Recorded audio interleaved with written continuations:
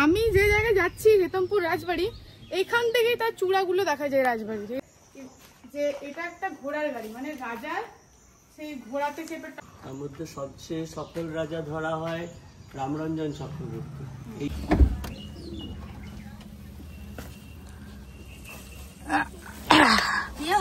Good morning to all. সকাল সকাল দিনটা স্টার্ট করলাম ঠাকুরের নাম করে। চলো যাওয়া যাক। আমার সানগ্লাসটা দে। আমি আমার কাছে একটু সোয়াগ থাকতে হবে না? আমার কাছে কেমন লাগছে আমাকে? আমার কাছে সোয়াগ নেই। তাহলে ক্রিকেট কোচিং দেখো, গ্লাভস দরকার, সব হয়ে যাবে। দরকার, হেলমেট দরকার, মেইনলি ব্যাট এন্ড বল। আমি এসেছিলাম জুডো ক্রিকেট কোচিং এর জন্য কথা বলতে।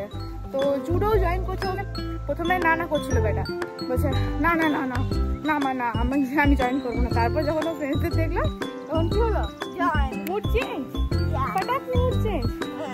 তো বিকেলে এসে কথা বলবো 5:30টার সময়। রোহিত শর্মা হবো। রোহিত শর্মা না, বিরাট কোহলি। তুমি রনিত রয় হবে, ওকে? ঠিক আছে, না আমি মেক ইউর ওন আইডেন্টিটি।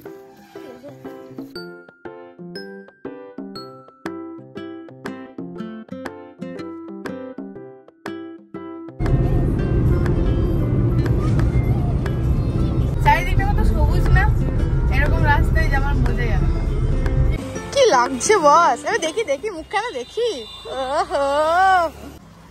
আমরা তো এখন শিউড়ি, মানে সরি, আমরা দুবরাজপুর ঢুকে গেছি। এই যে মামা ভাগ্নে পাহাড়, মামা ভাগ্নে পার্ক এটাকেই বলে।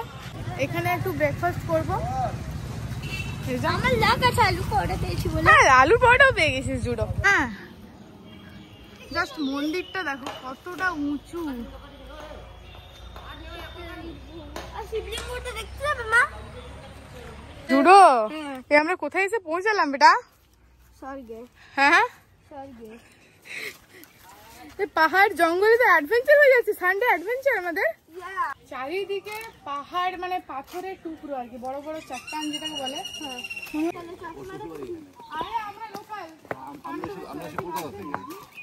এবারে চলে যাবি তুই?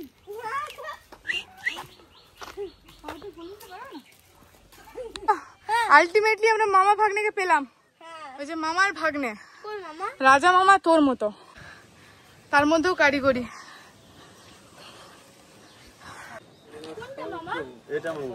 এইটা কি, এটা কিছু একটা। আরে বাস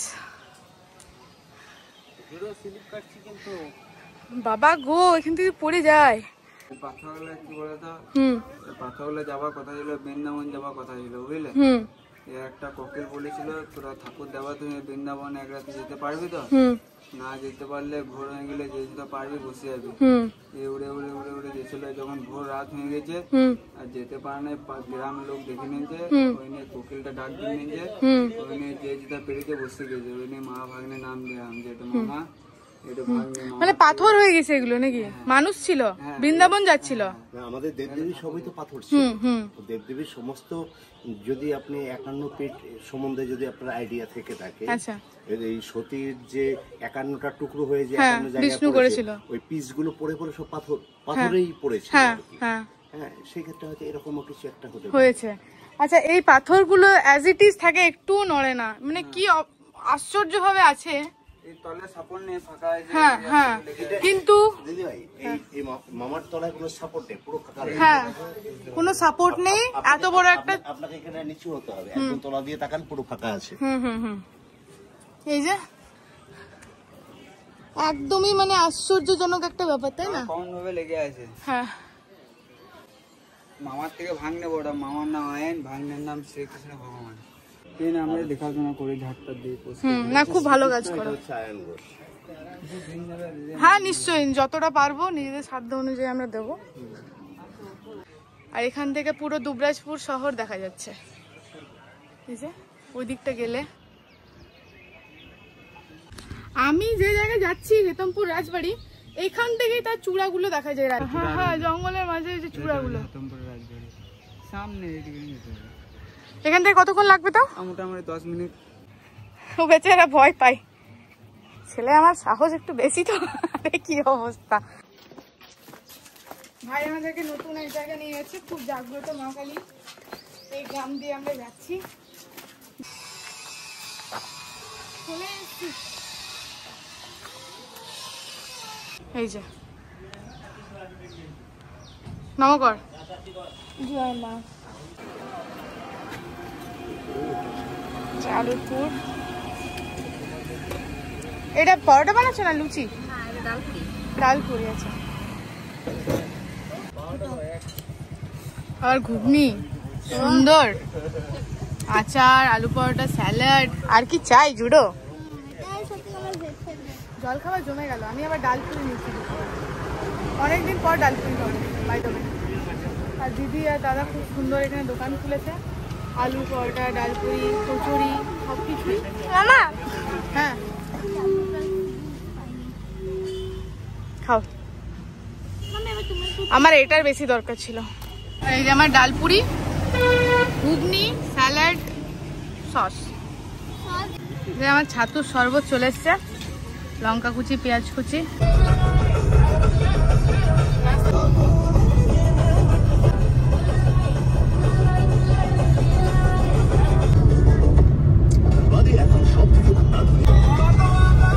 দিদি আমরা জঙ্গল ঢুকে গেছি, মানে হেতমপুর ঢুকে গেছি। রাজবাড়ি খুব সামনে গিয়ে রাজাকে বলতে হবে যে কি হচ্ছে কি আমাদের সাথে। এটা লোকজন কেন সাবস্ক্রাইব করছে না? মহারাজ আমি এত কষ্ট করছি, আমার বিচার চাই। আমি যাচ্ছি মহারাজের কাছে নালিশ করতে তোমাদের নামে।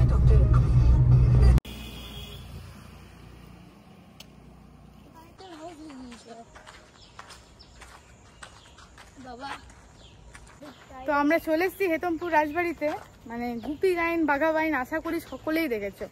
সেই সিনেমার শুটিং, মানে সত্যজিৎ রায় তার গুপি গাইন বাঘা বাইন সিনেমার শুটিং এখানেই করেছে। জঙ্গল হয়ে গেছে, মানে একটু রক্ষণাবেক্ষণের জন্য এই যে এত বড় বড় পিলার। এই রাজপ্রাসাদ এখন ডিএভি স্কুল হয়ে গেছে, পুলিশের ফাঁড়ি হয়ে গেছে, একটা কলেজের মতো হয়ে গেছে। এইসব দিকে ইউজ হচ্ছে। ওই যে হোম অফ কিং, এটা এক রাজার বাড়ি, সাবেকি দরজা। ভাব এক সময় রাজা এখানে হুকুমত করত। মহারাজ রথের সময় এখানে নাকি ঢুকতে দেওয়া হয়, বাদবাকি দিন সব বন্ধ। কত পুরানো ছাপ ছেড়ে যাওয়া কড়কড়ি দরজা। এখান থেকে আমরা ঢুকবে? বললাম রাজা মশাই কোথায়? আমরা এসছি।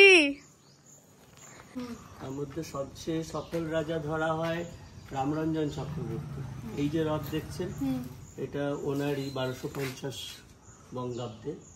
উনি ওই যে গৌরাঙ্গ মন্দির গিয়েছিলেন, তখন গৌরাঙ্গ প্রতিষ্ঠা হয় এবং গৌরাঙ্গের সঙ্গে নিত্যানন্দ প্রভুরও প্রতিষ্ঠা করা হয়।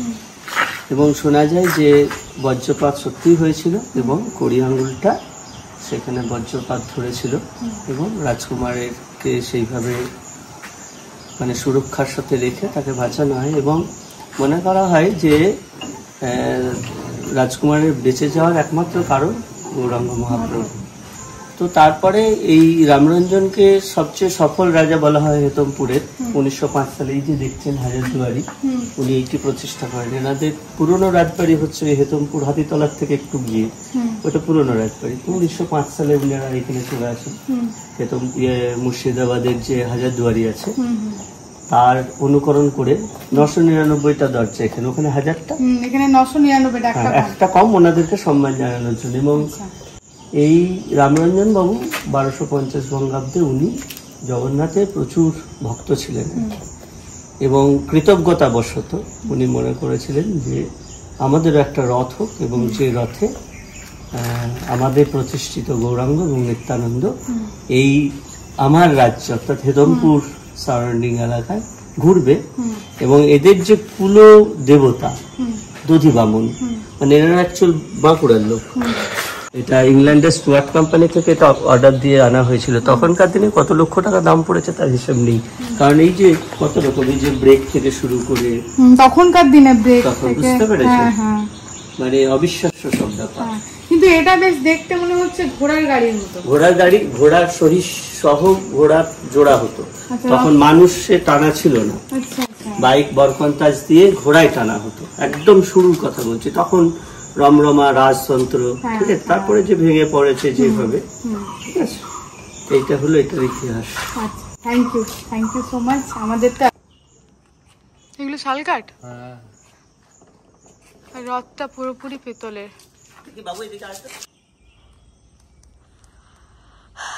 এই একটার জন্য মেবি ওপেন করে রেখেছেন মহারাজ। এইগুলো কিন্তু খুব রিস্ক যাওয়া, যে কোনো টাইমে। আমি জাস্ট একটুখানি দেখানোর চেষ্টা করছি তোমাদেরকে পুরনো রাজবাড়ি।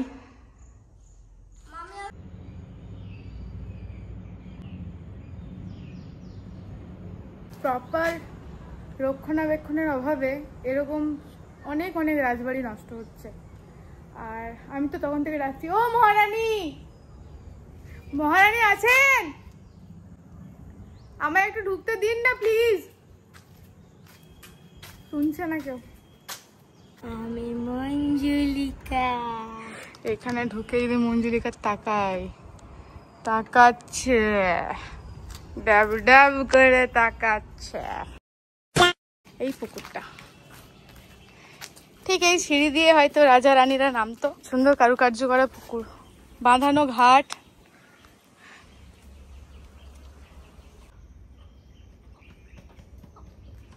এটা আরো একটা ঘাট। হ্যাঁ, কত সুন্দর একটা ঘাট। হ্যাঁ, মানে ওই পুকুরটাই দুটো ঘাট, দেখো।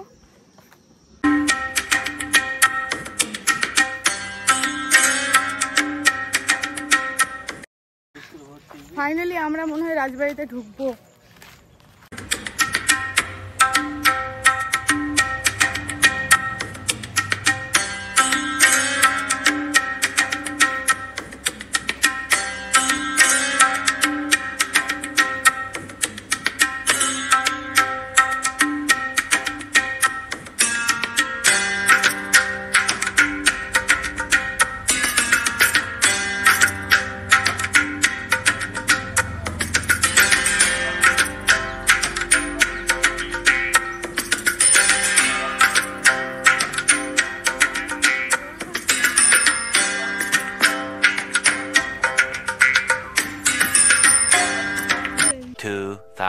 years later. 73 টাকা। এখন বাড়ি ফিরছি আর লাঞ্চ করব, তার জন্য একটা হোটেলে দাঁড়িয়েছি আমরা। তো ওখানে টক দই পাওয়া যায় না আর কি, টক দই, আইসক্রিম, ওইগুলো একটু নিলাম। সানডে বলে কথা, ছেলেকে নিয়ে বেরিয়েছি, একটু এসব না করলে ওর যেন সানডে মনেই হবে না। এই যে ভাত আছে, ভাজা আছে, এখানে একটা তরকারি আছে পটলের, আলু পোস্ততে, মানে পুরো পোস্ত দিয়ে আলুটা আর কি, আলু পোস্তটা খুব সুন্দর, আলু ভাজা, এই একখানা বড়া আর ডাল। এই দইটা আমরা বাইরে থেকে আনিয়েছি, টক দই। রান্নার টেস্ট খুবই ভালো। আর এই হোটেলটা একদমই মামা ভাগ্নে যে পাহাড় পার্কটা আছে একদম তার অপোজিটে, মানে রাস্তার ওপরে মামা ভাগ্নে পাহাড়ের একদম অপোজিটে। কি নাম হোটেলটা? বাবা হোটেল না, বাবা হিন্দু হোটেল। তুমি সবাই আসতে পারো। রান্নার মানে কোয়ালিটি, খাবারের কোয়ালিটি আর রান্নার টেস্ট দুটোই ভালো। এই যে ড্রাইভ করতে করতে আমাদের এখন আইসক্রিম পার্টি হচ্ছে, জুড়েও খাচ্ছে। আইসক্রিম খেতে গেলে আমুলেরই খায়। আইসক্রিমটা হলে কি মানে খাবার খাওয়ার পর একটা আইসক্রিম যদি হয় তাহলে ভোজবাড়ি ফিল হয়, আমার তো হয়। আমার আইসক্রিমের ফিল হয়। আমরা ওখান থেকে বেরিয়ে গেছি খাওয়া দাওয়া করে, দারুণ খেলাম।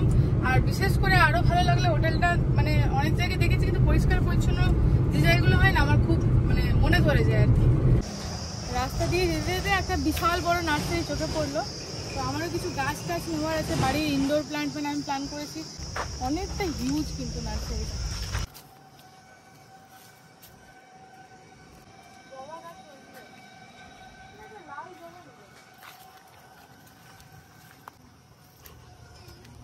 নারকেল গাছ, এই যে সব মোটামুটি এটে গেল।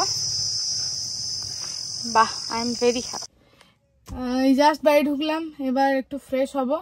আর কালকে যে ব্লগটা এডিট করা আছে ওটা পোস্ট করব। গাছগুলো সব নামালাম, গাছগুলোতে একটু জল দেবো। এবারে ভাবতে হবে যে মাটি কোথা থেকে আনবো। বাপি যদি সুস্থ থাকতো তো বাপি মাটির ব্যবস্থা করে দিত, এখন আমাকে আনতে হবে। বেটু, বেটু, গুড মর্নিং, গুড মর্নিং।